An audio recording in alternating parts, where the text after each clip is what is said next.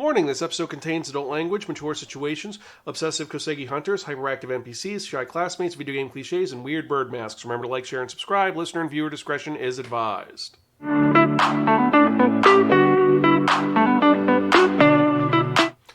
Hello and welcome to another episode of the Spiraken Manga Review. I'm your host Zan, saying konnichiwa, aloha, buongiorno, and what's up? Hope you're doing good and hope you're excited for another fun-filled episode of this awesome podcast you can find at www.spiraken.com. And with that in mind, let's actually get to the review, because if you remember from that last episode, I spun that one, that only, the Wheel of Manga, and it dictated to be that reviewing a, well, kind of a trashy but awesome manga that was written by Katarina and released by Kodansha. This was published originally by Kodansha, released over here by Kodansha Comics. It was released originally in Weekly Shonen Champion. Original run is 2020 and it's still coming out to this day. There are 17 volumes. It is not complete, but there is an anime adaptation, and this was nominated for the 43rd Kodansha Manga Awards for the shonen category. So this is a pretty popular manga and anime series. It is an action fantasy that is a shonen series. Its original title was Shangri-La Frontier kusoge hanto kamiga ni idoman tusu, or in English, it is known simply as Shangri-La Fantasy. And this is the story of someone who loves playing shitty games, and then he ends up playing an awesome game. Yep, that's about it. At first I thought this is going to be an isekai. It is not an isekai. This is just in the far-flung future. There are really, really awesome games you could play with VR. But there's a bunch of crazy people who are obsessed with playing really crappy games. And they do it because it gives an advantage and it's fun to do. They play these broken games to see what cool things they can do with them. And they're called kusoge hunters, or shitty game hunters. And our main character is a super crazy one who constantly wears weird masks whenever he plays. And he's known simply as Sunraku. That's what his name is in every single game he's played, and that's who he is. And he's just a normal second-year high school student who loves doing this, but he plays games just to go through these shitty games and beat them. Like in the first game he played, which is a really, really bad game called Farah Chronicles Online, he hated the NPC he had to escort so much. He found that if in the last 2 minutes of the game you could actually beat her up without any consequences, so he beat the game just to do that.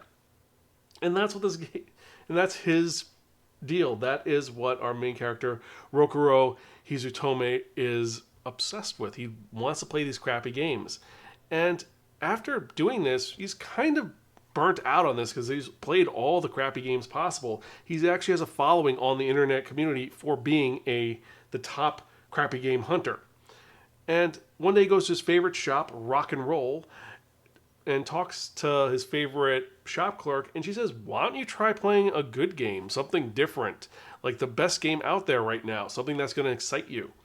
And so he ends up playing the most popular full dive VR game with 30 million registered players, Shangri-La Frontier, which is considered a god tier game.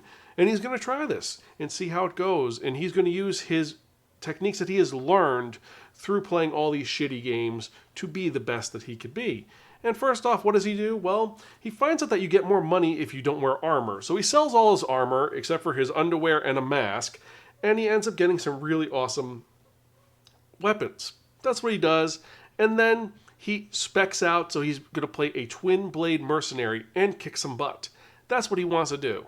And this is his character, Sunraku, who is... He doesn't realize people are going to think he's a weirdo because he's wearing underwear and a bird mask, but whatever. And that's what he's going to do. He's going to kick some ass, take some names. And he ends up playing this beautiful game, which unlike all of his crappy games, the controls are perfect, the visuals are perfect, the actual movement is on point, there are no bugs at all. And he gets invested in this game first by finding an enemy called the Vorpal Bunny, who he wants to kill and get lots of, because it's the first thing that attacks him, really, after a goblin, and he's like excited to fight this monster because he has a cool weapon, ends up beating this creature up, gets the weapon, and he just starts playing the game as he does. He is going to see what happens as this trash game hunter who is going to be amazing in a god tier game. One tiny problem as he's playing this, he kind of goes about it in a different way than most normal people. Most normal people would start in Village 1. He starts in the middle of the woods and then just randomly goes to Village 2 while skipping the tutorial because he thinks he's good at it, and he actually is good at what he does. He's great at being a gamer, and that's what his mentality is. And it goes well as he's playing this and kicking butt, even though he does some really dumb things, which are kind of hysterical. But then, things change. What happens is that, due to a small quirk, he ends up summoning one of the 7 colossal creatures. These are 7 unique encounters that are super rare to get a hold of, and no one has ever defeated them before. And he ends up getting his butt kicked by this giant wolf called Ligren the Night Slayer, a huge wolf, who he actually puts a huge fight on, and actually it's a great long battle before he loses. And he ends up getting the respect of this NPC who realizes this is a worthy opponent. So Sunraku is marked by this giant creature, and now he is his arch nemesis. And he has decided, I am going to play this game not to beat the game, but to kill this creature. And it begins his ascent into the greatest player of all time.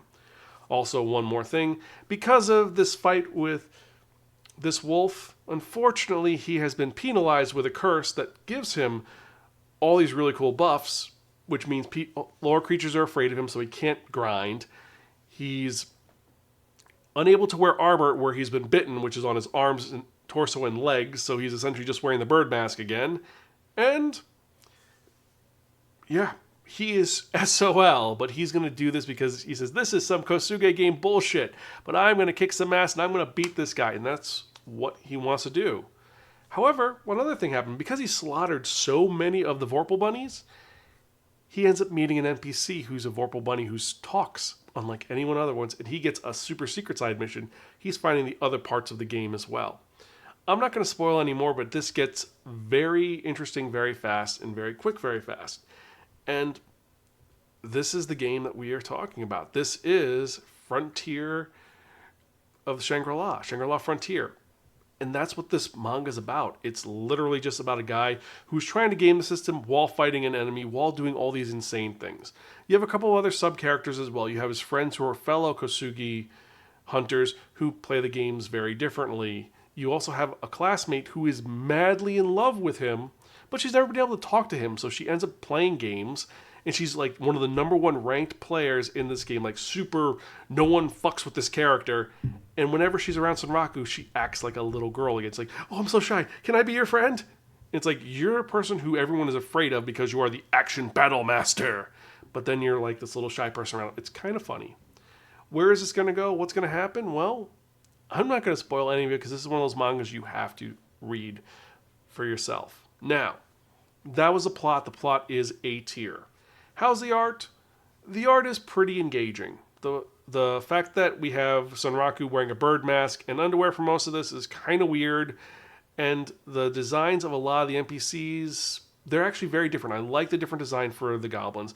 I like the different design for all the boss monsters. There's a clown spider who is a giant spider with a clown face on the back. That's really original.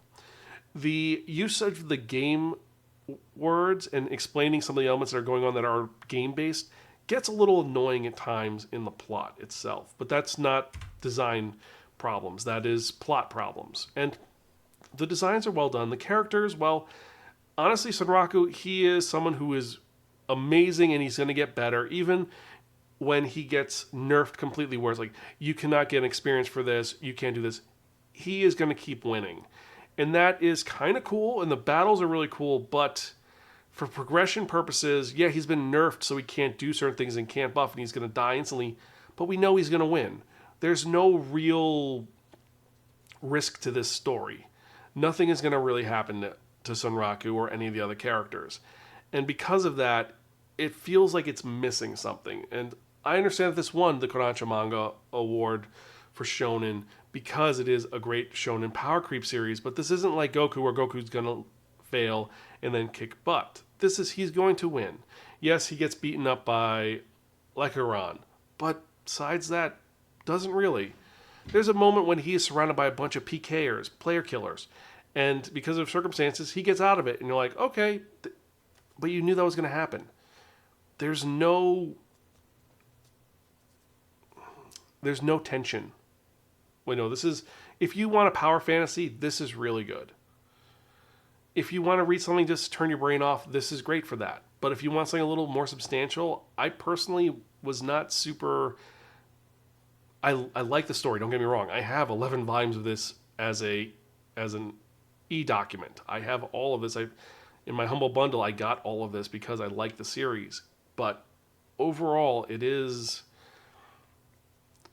wheels grind after a while. It starts off really fast, and then it slows down, and it starts just being very repetitive, which is a problem with a lot of shonen series. And honestly, it is really cool, and when you go back to it, you remember the whole series, and you're able to pick up where you left off. But it's not the best thing ever. There are so much better series, and compared to something like last week's Team Phoenix or something original like Sora and the House of Monsters, this is kind of generic, where it's main character is playing a video game and he's leveling up. There's literally no consequence. This is watching someone play a video game to do things, which I've shit on before, and a lot of people were really upset when I shit on the Isekai battle games, because I hated that series, because that's literally you're watching someone do it.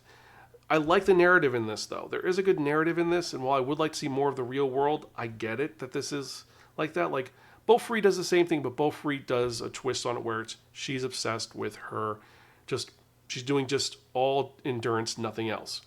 This guy's she's playing a game, and that's fine. I enjoy it, but I do expect a little more oomph than that. I like the series, though. I like the fights. So for that reason, it's bumping up from it, but it is not the best thing ever, so it is getting Borrow from a Friend and Don't Return Unless Offered Pocky. It's good. It's pretty good. It's really good. It's not the best thing ever. There are better series. And honestly, if you don't like the game aspect of someone playing a game in the world and you're just watching their avatar, you're not going to like this. And also, recently I read Recovery of a MMO Addict. I'm doing it for a panel because I'm doing one at an amazement. That did something so different, because that is a character who you're focusing on the players, but you're focusing on them in the real world too. And you have that juxtaposition. There's no real juxtaposition. It's the chapters when he's in the real world, it's literally just half a chapter, then back in the game. And it's nothing substantial's happening. It's not building much more besides what we know about Sunraku.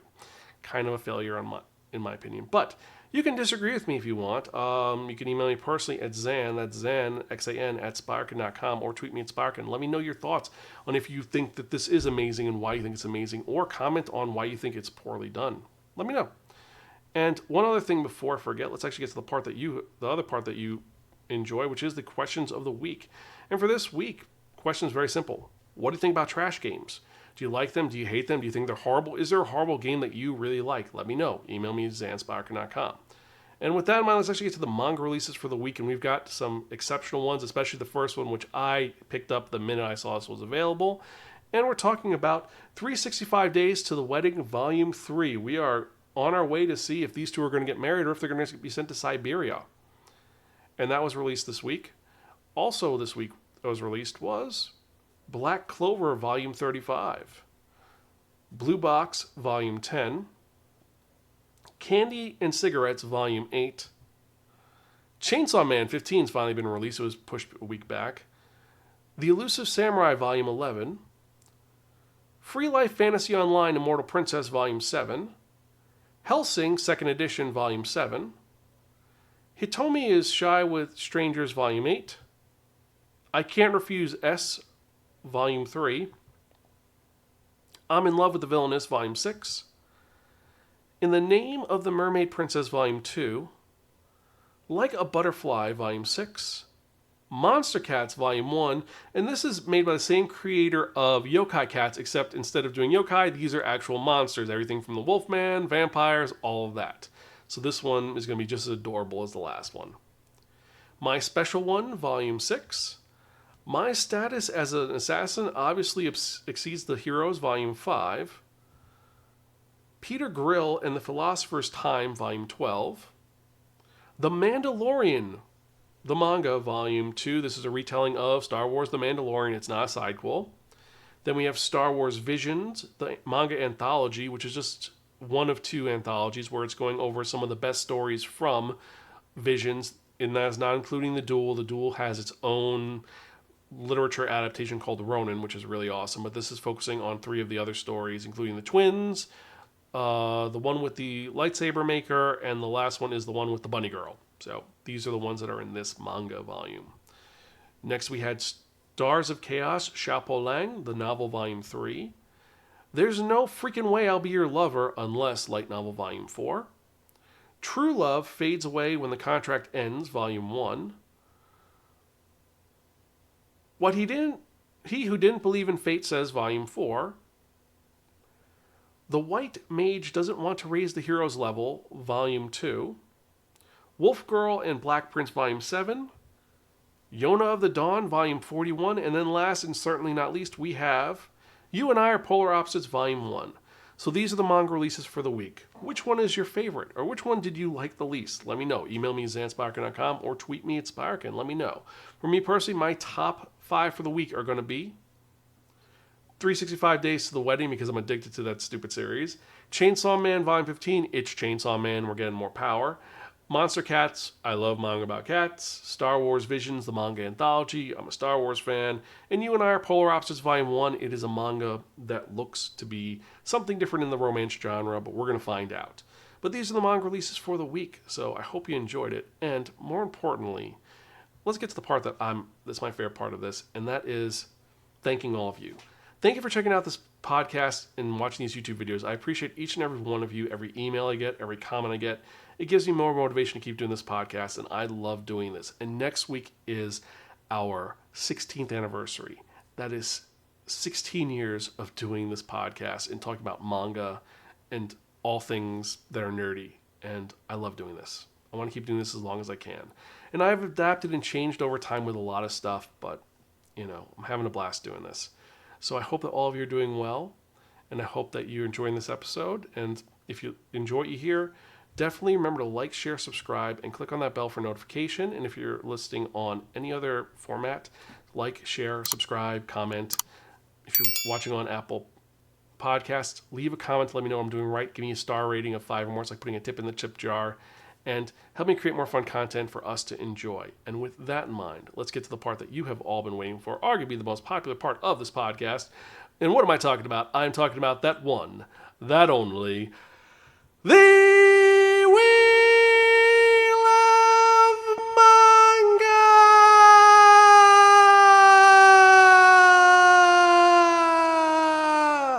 Yes, friends, the Wheel of Manga, except a substitute. What is the Wheel of Manga? The Wheel of Manga is a Wheel of Fortune with 10 slots on it. And what I've done is I've assigned a manga title to each of the 10 slots. So we're going to sort of spin the wheel. Whatever number it lands on, that's what I'm going to review in the next episode of the Spiraken Manga Review, episode 557, and our 16-year anniversary episode. So let's see what we're going to review, shall we?